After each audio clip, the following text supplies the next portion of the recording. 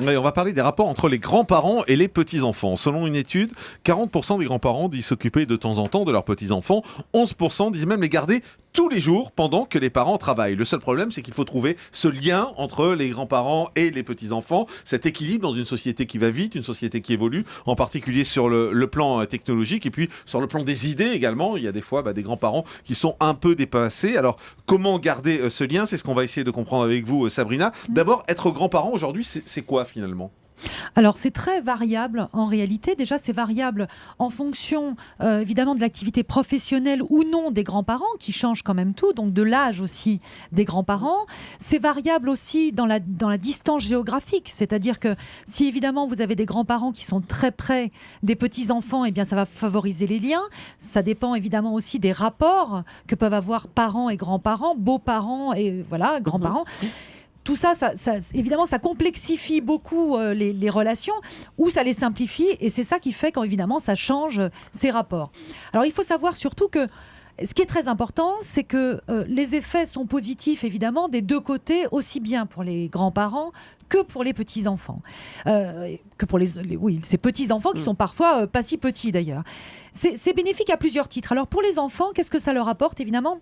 Une transmission de savoir, déjà un savoir qui est différent de celui qui peut être apporté par les parents. Évidemment aussi des rapports différents de ceux que les enfants ont avec les parents. Différents pourquoi ? Parce qu'il y a une indulgence, on le dit souvent. D'ailleurs, même les parents eux-mêmes disent « mais t'étais pas comme ça quand t'étais mon père ou quand t'étais ma mère ». Il y a une indulgence de ces grands-parents parce qu'ils n'ont pas la même pression. Ouais, c'est une forme de refuge souvent d'ailleurs. Oui, tout à fait. Voilà. Parce qu'ils n'ont pas c'est pas la même pression. Ils ne sont pas là en charge de l'éducation de ces petits-enfants. Ils sont là pour le plaisir déjà. Et quand ils sont à la retraite, ils ont du temps. Ils ne courent plus. Donc évidemment, il y a cette forme de douceur qui s'instaure dans les rapports, qui sont plus des rapports non plus d'obligation, de devoir, comme ils ont pu l'avoir avec leurs enfants. Il y a aussi un autre aspect qui est très positif pour les enfants, et ça on y pense parfois moins, c'est que en réalité, pour l'enfant, avoir des anecdotes sur ses parents quand ils étaient petits, et de dire finalement, et d'entendre toutes les bêtises qu'ont pu faire son père, sa mère, finalement les erreurs aussi. Ça, c'est très bénéfique pour l'enfant, finalement, de se dire mon père ou ma mère aussi a été jeune, donc c'est un repère pour eux, et ils comprennent mieux aussi les propres erreurs qu'ils peuvent faire. Et ça permet aussi d'ailleurs aux parents parfois d'être indulgents. Ce que vous nous dites finalement, Sabrina, c'est qu'il faut que les grands-parents prennent le temps de parler et de raconter. Alors, voilà, c'est l'idéal évidemment, c'est de prendre ce temps-là qui est un temps pour parler, raconter, un temps de transmission aussi d'amour, bien évidemment, qui peut parfois être extrêmement nécessaire quand les parents se séparent.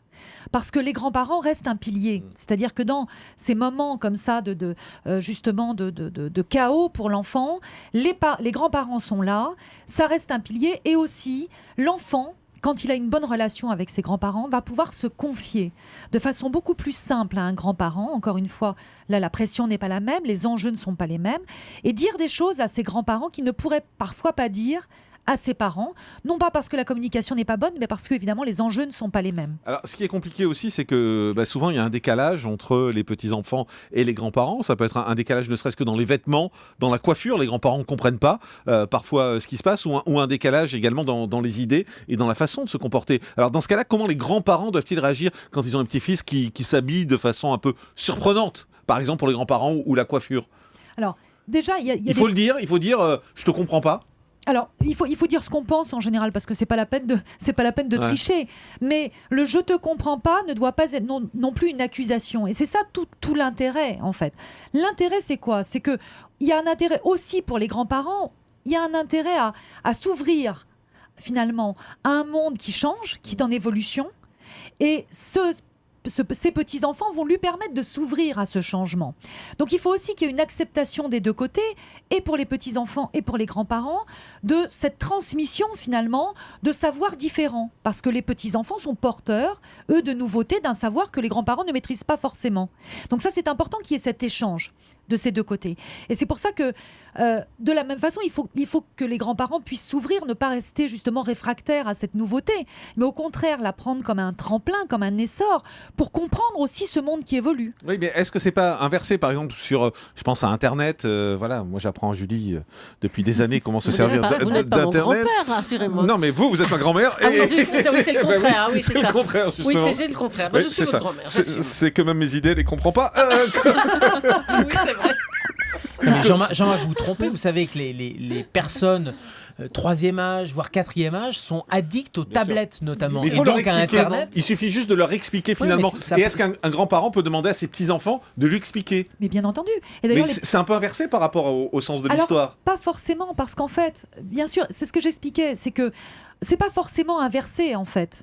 Même en tant que parent, vos enfants vous apprennent des choses. Donc c'est une transmission de génération en génération Dans les deux sens. qui permet de s'ouvrir et d'évoluer. C'est ça toute la richesse.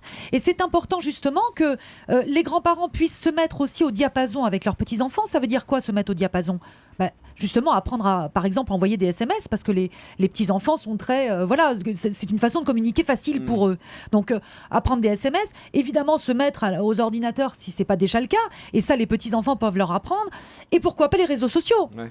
parce qu'il y a pas mal de mamies et de papis qui sont sur les réseaux sociaux et qui c'est vrai. communiquent aussi comme ça, et c'est une façon aujourd'hui, on peut pas s'en priver, de voir parfois la vie de son petit-enfant, ses déplacements, ses voyages, ses vacances.